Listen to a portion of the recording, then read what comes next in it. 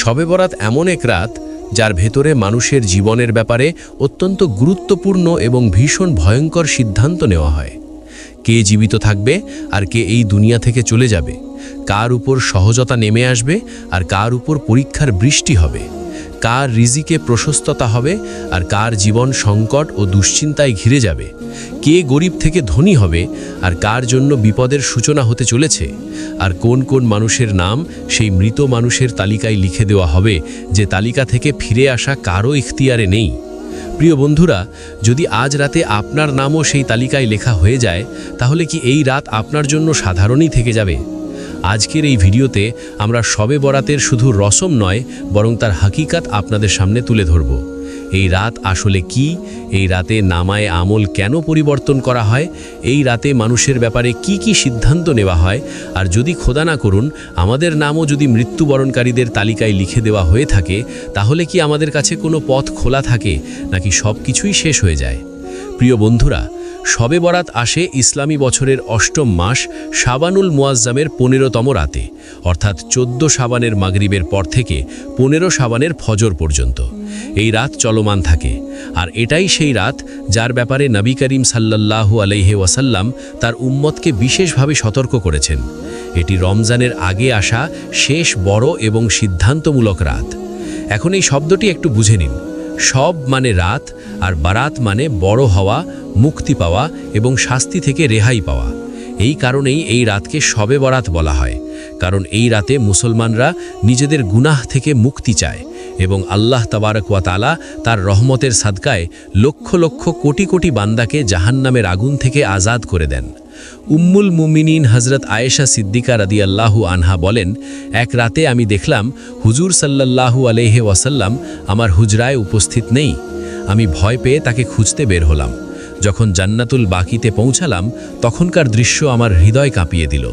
আমি দেখলাম হুজুর সাল্লাল্লাহু আলাইহি ওয়াসাল্লাম কবরস্থানে তাশরিফ নিয়ে আছেন, মাথা নত, হাত উঠানো, ঠোঁটে দোয়া আর হৃদয়ে পুরো উম্মতের ব্যথা। সেই জায়গা যেখানে তারা বিশ্রাম নিচ্ছিল, যারা একসময় আমাদের মতোই জীবিত ছিল, হাসত, কথা বলতো, দুনিয়ার কাজে ব্যস্ত থাকত, কিন্তু আজ তারা নীরব কবরের ভেতর ঘুমিয়ে আছে। আর হুজুর সাল্লাল্লাহু আলাইহি ওয়াসাল্লাম দোয়া করছিলেন তাদের জন্য যারা কবরে আছে এবং তাদের জন্য যারা এখনও জীবিত কিন্তু গাফিলতিতে ডুবে আছে। আমাকে দেখে হুজুর সাল্লাল্লাহু আলাইহি ওয়াসাল্লাম বললেন, হে আয়েশা, তুমি কি এই ধারণা করেছিলে যে আল্লাহর রাসূল তোমার উপর জুলুম করবেন? আমি আর্জ করলাম, ইয়া রাসূলাল্লাহ, আমার মনে হয়েছিল হয়তো আপনি অন্য কোনো উম্মাহাতুল মুমিনিনের হুজরায় তাশরিফ নিয়ে গেছেন। তখন হুজুর সাল্লাল্লাহু আলাইহি ওয়াসাল্লাম বললেন, আজ শাবানের 15তম রাত, এটি শবে বরাত। এই রাতে আল্লাহ তাআলা বানু কালব গোত্রের বকরির লোমের সংখ্যার থেকেও বেশি মানুষকে ক্ষমা করে দেন। প্রিয় বন্ধুরা, বানু কালব ছিল আরবের এক অত্যন্ত বড় গোত্র, যাদের কাছে লক্ষ লক্ষ ছাগল ছিল। অর্থাৎ যে রাতে আল্লাহর রহমত এমনভাবে ঝরে পড়ে যে গুনাহগারদের সংখ্যা লোমের থেকেও বেশি হয়ে যায়। তাহলে ভাবুন এই রাত কত বড় এবং কত মূল্যবান। কিন্তু এখানে একটি ভয় ধরানো বিষয়ও আছে। এই রাত সবার জন্য হলেও প্রত্যেকের জন্য নয়। আর এখান থেকেই আসল সিদ্ধান্তের কথা শুরু হয়। কে ক্ষমা পাবে আর কে এই রহমত থেকে বঞ্চিত থাকবে। এখান থেকেই ফেরেশতাদের তালিকা প্রস্তুত হতে শুরু করে এবং এখান থেকেই জীবন ও মৃত্যুর সীমারেখা টানা হয়। প্রিয় বন্ধুরা, শবে বরাত শুধু ক্ষমার রাত নয়, বরং ফেরেশতাদের দায়িত্ব বন্টনের রাত। এই রাতে আল্লাহ তাবারক ওয়া তাআলা কিছু বিশেষ ফেরেশতাকে কিছু বিশেষ কাজের দায়িত্ব অর্পণ করেন। আর সেই কাজগুলোর মধ্যে সবচেয়ে বড় এবং সবচেয়ে ভয়ঙ্কর কাজ হলো জীবন ও মৃত্যুর তালিকা। হাদিসে এসেছে, শাবানের 15তম রাতে আল্লাহ তাআলা মালিকুল মাউতকে একটি তালিকা প্রদান করেন এবং বলেন, এই বছরে যেসব মানুষের রূহ কবজ করা হবে তাদের নাম এই তালিকায় লেখা রয়েছে। অর্থাৎ এখন এটি শুধু লিখিত সিদ্ধান্ত নয়, বরং কার্যকর হওয়ার আদেশ। প্রিয় বন্ধুরা, এখানে একটি বিষয় খুব গভীরভাবে বোঝার আছে। লৌহে মাহফুজে তো সবকিছু আগেই লেখা রয়েছে, কিন্তু শবে বরাতের রাতে সেই সিদ্ধান্তগুলো ফেরেশতাদের হাতে তুলে দেওয়া হয়। আর এটি এই বিষয়েরই আলামত যে সেই সিদ্ধান্তগুলোর কার্যকর হওয়ার সময় খুব কাছে এসে গেছে। এখন একটি দৃশ্য কল্পনা করুন। একজন মানুষ তার দোকান বাড়াচ্ছে, একজন বাড়ি নির্মাণ করছে, কেউ বিয়ের প্রস্তুতিতে ব্যস্ত, কেউ নিজের সন্তানদের ভবিষ্যতের স্বপ্ন দেখছে। কিন্তু সেই একই রাতে তার নাম মৃত্যুবরণকারীদের তালিকায় লেখা হয়ে গেছে। সে নিজে জানে না, তার পরিবার জানে না, তার বন্ধুরাও জানে না, কিন্তু ফেরেশতারা জানে এটাই শবে বরাতের রাত। এই রাত স্বপ্ন দেখায় না, হকিকত দেখায়। সরওয়ারে কায়নাত হযরত মুহাম্মদ মুস্তাফা সাল্লাল্লাহু আলাইহি ওয়াসাল্লাম ইরশাদ করেছেন, এক শাবান থেকে আরেক শাবান পর্যন্ত যেসব মানুষের মৃত্যু হওয়ার কথা থাকে তাদের নাম এই রাতেই লিখে দেওয়া হয়।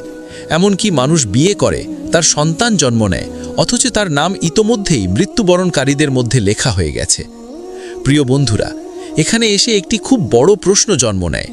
যদি নাম লেখা হয়েই যায়, তাহলে কি দোয়ার কোনো উপকার আছে? কি তকদির পরিবর্তন হতে পারে? এই প্রশ্ন প্রতিটি হৃদয়ে জাগে। এই প্রশ্নের উত্তর নবী করিম সাল্লাল্লাহু আলাইহি ওয়াসাল্লাম একটি উদাহরণের মাধ্যমে দিয়েছেন। এক ব্যক্তি মরুভূমিতে সফর করছিল।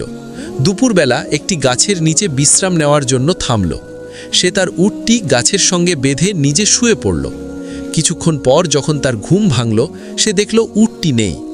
মরুভূমিতে উট হারিয়ে যাওয়া মানে মৃত্যুকে আহ্বান জানানো। সে চারদিকে দৌড়াতে লাগল, কিন্তু কোনো চিহ্ন পেল না। ক্লান্ত হয়ে আবার সেই গাছের নিচে এসে বসে পড়ল। তৃষ্ণায় কাতর হয়ে মৃত্যুর অপেক্ষা করতে লাগল। কিছুক্ষণ পর তার চোখ লেগে গেল। যখন সে চোখ খুলল, সে দেখল তার উটটি সমস্ত মালপত্র সহ তার সামনে দাঁড়িয়ে আছে। সে আনন্দে আত্মহারা হয়ে ভুল শব্দ বলে ফেলল, হে আল্লাহ, তুমি আমার বান্দা আর আমি তোমার রব। আসলে সে বলতে চেয়েছিল, তুমি আমার রব আর আমি তোমার বান্দা। হুজুর সাল্লাল্লাহু আলাইহি ওয়াসাল্লাম বললেন, যেভাবে সেই ব্যক্তি তার উট ফিরে পেয়ে চরম আনন্দিত হয়েছিল, আল্লাহ তাআলা তার থেকেও বেশি খুশি হন যখন কোনো বান্দা তওবা করে তার দিকে ফিরে আসে। প্রিয় বন্ধুরা, এই উদাহরণ একটাই কথা বোঝায়, ফয়সালা লেখা যেতে পারে, কিন্তু রহমতের দরজা বন্ধ হয় না। যদি বান্দা সত্যিকার অর্থে ঝুঁকে যায়, ভেঙে পড়ে, চোখের পানি ফেলে, আল্লাহ নিজের ফয়সালার ভেতর রহমতের দিক যুক্ত করে দেন। কিন্তু এখানে একটি কঠোর বাস্তবতাও আছে, সবাই এই রহমতের হকদার হয় না। হাদিসে এসেছে, এই রাতে আল্লাহ তাআলা সবার ক্ষমা করেন, কিছু দুর্ভাগা লোক ছাড়া। প্রিয় বন্ধুরা, শবে বরাত আসলে রহমতের বৃষ্টির রাত, একটি এমন রাত যাতে আল্লাহ তাবারাক ওয়া তাআলা নিজের রহম ও করম দিয়ে সমগ্র সৃষ্টির দিকে দৃষ্টি দেন। কিন্তু প্রতিটি বৃষ্টিতে যেমন কিছু জমিন পানি শোষণ করে নেয় আর কিছু জমিনে পানি জমেই না, ঠিক তেমনই নবী করিম সাল্লাল্লাহু আলাইহি ওয়াসাল্লাম নিজে ইরশাদ করেছেন, আল্লাহ তাআলা শাবানের 15তম রাতে সমস্ত সৃষ্টিকে ক্ষমা করেন, কিন্তু মুশরিক ও অন্তরে বিদ্বেষ পোষণকারী ব্যক্তিকে নয়। অর্থাৎ এই রাত এত বড়, এত বিস্তৃত, এত রহমতে ভরা, তারপরও কিছু মানুষ এর থেকে বঞ্চিত থেকে যায়। এখন প্রশ্ন হলো, এই দুর্ভাগা লোকগুলো কারা? প্রথমত শিরককারী, যে আল্লাহ ছাড়া অন্য কারোর সঙ্গে অন্তরের আশা বেঁধে ফেলে, যে সেজদার হক অন্যকে দিয়ে দেয়। শবে বরাত তাওহীদের রাত, আর শিরক এই রাতের সবচেয়ে বড় দেয়াল। দ্বিতীয় হলো অন্তরে বিদ্বেষ পোষণকারী, যে বাইরে হাসে কিন্তু ভেতরে ঘৃণা লালন করে, যে বছরের পর বছর কাউকে ক্ষমা করতে পারে না। হাদিসে এসেছে, আল্লাহ বলেন, এদের দুজনকে ছেড়ে দাও যতক্ষণ না তারা পরস্পরের সঙ্গে মিলমিশ করে। ভাবুন তো, আল্লাহর রহমত দরজায় কড়া নাড়ছে, আর আমরা নিজেরাই অন্তরের দেয়াল তুলে বসে আছি। তৃতীয় হলো হত্যাকারী, যে অন্যায়ভাবে কারো প্রাণ নিয়েছে, যার হাত রক্তে রঞ্জিত, এমন ব্যক্তির জন্য শবে বরাত নীরব থাকে যতক্ষণ না সে আল্লাহ ও বান্দা উভয়ের কাছ থেকে ক্ষমা চায়। চতুর্থ হলো সম্পর্ক ছিন্নকারী, যে আত্মীয়তার বন্ধন কেটে দেয়, মা বাবা, ভাই বোন, রক্তের সম্পর্ক। এমন ব্যক্তির ব্যাপারে নবী সাল্লাল্লাহু আলাইহি ওয়াসাল্লাম বলেছেন, সম্পর্ক ছিন্নকারী জান্নাতে প্রবেশ করবে না। যার জন্য জান্নাত বন্ধ, তার জন্য শবে বরাতের রহমত কিভাবে খুলবে? পঞ্চম হলো যে ব্যভিচার ও মদের মধ্যে ডুবে আছে, যে গুনাহকে গুনাহি মনে করে না, যে প্রতিটি রাত নাফরমানিতে কাটায় আর একটি রাতে এসে রহমত চাইতে বসে। আল্লাহ দয়ালু, কিন্তু নির্লজ্জতা পছন্দ করেন না। প্রিয় বন্ধুরা, এসব কথা ভয় দেখানোর জন্য নয়, জাগানোর জন্য। কারণ যদি এই মানুষগুলো আজকের রাতে সত্যিকার অর্থে তাওবা করে, তাহলে আল্লাহ আজও বনু কালব গোত্রের বকরির লোমের সংখ্যার থেকেও বেশি ক্ষমা করতে সক্ষম। এখন আবার সেই কবরস্থানের দৃশ্যটি মনে করুন। হুজুর সাল্লাল্লাহু আলাইহি ওয়াসাল্লাম কবরগুলোর মাঝে দাঁড়িয়ে আছেন। সেই কবরগুলো যা একদিন জীবিত মানুষের ঘর ছিল, সেই মানুষগুলো যারা একদিন আমাদের মতো স্বপ্ন দেখত, আর আজ নীরবতায় ঢাকা পড়ে আছে। শবে বরাত আমাদের এই বার্তাই দেয়, মৃত্যু হঠাৎ আসে না, মৃত্যু আগে লেখা হয়, আর আল্লাহ মৃত্যুর আগেই তাওবার সুযোগ দেন। প্রিয় বন্ধুরা, এখন আর প্রশ্ন এটা নয় যে শবে বরাত কি, প্রশ্ন হলো এই রাতে আমরা কে, রহমতের হকদার নাকি সেই তালিকায় লেখা মানুষ? এখান থেকেই আমলের কথা শুরু হয়। এই রাতে কি করা উচিত, কি করা উচিত নয়, আর কিভাবে এই আশা রাখা যায় যে আল্লাহ আমাদের নাম রহমত প্রাপ্তদের মধ্যে লিখে দেবেন। বন্ধুরা, এতক্ষণ আমরা শবে বরাতের হকিকত বুঝেছি, ফয়সালার রাত, জীবন ও মৃত্যুর তালিকা, ক্ষমা ও বঞ্চনার পার্থক্য। এখন শেষ এবং সবচেয়ে গুরুত্বপূর্ণ প্রশ্ন, এই রাতে আমাদের কি করা উচিত? সবার আগে একটি বিষয় পরিষ্কারভাবে বুঝে নিন, শবে বরাতে এমন কোনো নির্দিষ্ট ইবাদত নেই যা ফরজ বা ওয়াজিব, এবং নবী করিম সাল্লাল্লাহু আলাইহি ওয়াসাল্লাম থেকে বিশেষভাবে প্রমাণিত। কিন্তু এই রাত নফল ইবাদতের রাত, দোয়ার রাত, তাওবার রাত। এই রাতে প্রথম কাজ হলো সত্যিকার তাওবা ছাড়া কোনো ইবাদত পূর্ণ প্রভাব দেখায় না। আল্লাহর কাছে বলুন, হে আল্লাহ, আমি জেনে বুঝে গুনাহ করেছি, অজান্তেও করেছি। আজ আমি স্বীকার করছি আমি ভুল করেছি, আমি ফিরে এসেছি, আমাকে ক্ষমা করে দাও। মনে রাখবেন, তাওবা শব্দ দিয়ে নয়, হৃদয় দিয়ে হয়। দ্বিতীয় কাজ হলো নফল ইবাদত, 2 রাকাত নফল, 4 রাকাত নফল, যতটুকু তাওফিক হয়। কোনো নির্দিষ্ট সংখ্যা নেই, কোনো চাপ নেই। আর এই নফল ঘরে পড়া উত্তম, কারণ নবী সাল্লাল্লাহু আলাইহি ওয়াসাল্লাম বলেছেন, তোমাদের ঘরগুলোকে কবরস্থান বানিও না। তৃতীয় কাজ হলো কোরআন ও জিকের, অল্প তিলাওয়াত, অল্প দরুদ, অল্প ইস্তেগফার। কতটুকু পড়লেন সেটা মুখ্য নয়, কোন হৃদয় নিয়ে পড়লেন সেটাই মুখ্য। চতুর্থ কাজ হলো দোয়া, এই রাত চাওয়ার রাত। নবী সাল্লাল্লাহু আলাইহি ওয়াসাল্লাম বলেছেন, এই রাতে আল্লাহ পক্ষ থেকে আহ্বান আসে, কেউ কি ক্ষমা চাইবে, আমি তাকে ক্ষমা করে দেব। কেউ কি চাইবে, আমি তাকে দান করব। তাই নিজের প্রয়োজন লুকাবেন না, নিজের গুনাহ, নিজের অসহায়ত্ব, নিজের কষ্ট, নিজের সন্তান, নিজের রিজিক, নিজের আখেরাত সবকিছু আল্লাহর সামনে তুলে ধরুন। কবরস্থানে যাওয়া কি জরুরি? না, কবরস্থানে যাওয়া ইবাদত নয়, বরং ইবরত নেওয়ার একটি মাধ্যম। সেখানে গিয়ে আহলে কবরের জন্য দোয়া করা যায় এবং পরিষ্কার পরিচ্ছন্নতার কাজ করা যায়। তবে কখনোই ইবাদতকে কবরস্থানের সঙ্গে শর্তযুক্ত করবেন না। এই রাতে কি করা উচিত নয় তা আমাদের পরিষ্কারভাবে জানা দরকার। গুনাহ ভরা আসর, আতশবাজি, বেপর্দা আচরণ এবং অযথা হৈহুল্লোড় থেকে নিজেকে দূরে রাখতে হবে। কারণ মনে রাখতে হবে, এই রাত ক্ষমা চাওয়ার জন্য, নতুন গুনাহ যোগ করার জন্য নয়। শেষ কথায় আসি, এমন একটি কথা যা হৃদয়কে নাড়া দেয়।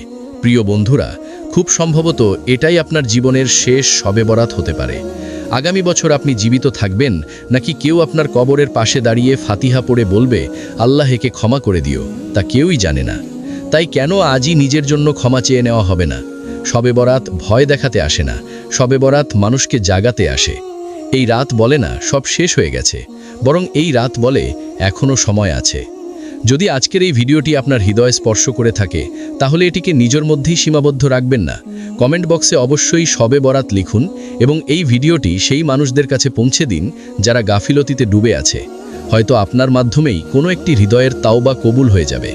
আমরা দেখা করব পরবর্তী গল্পে, শান্তির ইসলামে। আল্লাহ আমাদের সবাইকে রহমত প্রাপ্তদের তালিকায় লিখে নিন। আমিন।